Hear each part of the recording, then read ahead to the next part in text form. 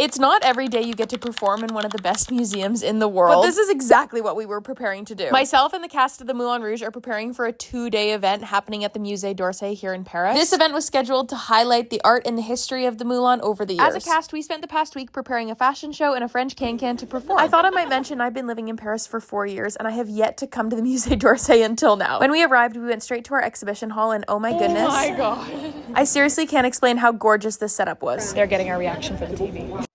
Okay, take 2.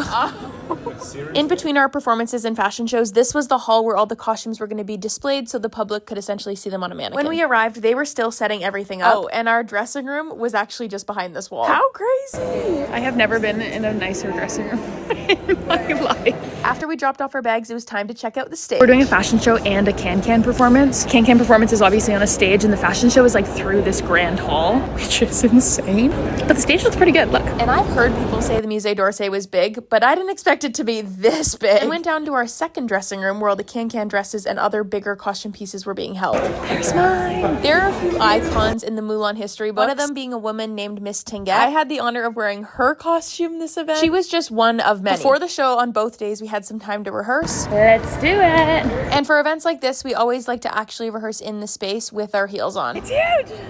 Just look at this POV right now. The fact that this used to be an old train station absolutely blows my mind. We then quickly did a run through of our fashion show with the music and everything before the public arrived. To be honest with you, the fashion show was pretty straightforward. It was just a nice little strut down the center of the museum. The film crew was really getting all their shots. And then the can-canners for the night decided to run through their routine quick, and then it was time to get ready for the show. I have to get this on my head. The Miss Tinguette costume includes this wig that's essentially dripping in diamonds. And it was a little bit of a struggle to get on, but we got there eventually. And then it was showtime. A few of my Parisian friends came and watched. And because a lot of the fashion show was freestyle, it just felt good. It was such an honor to wear these historic costumes. And it was honestly really cool to see all the costumes come to life in one room. Like, I'm talking, some of these dated back 100 years. It's so crazy if you really think about it. And this was my little Miss Tinguette moment on stage. And after our runway, the can-can dancers were on stage, finishing just in time to get back to the Moulin Rouge for 2 shows tonight.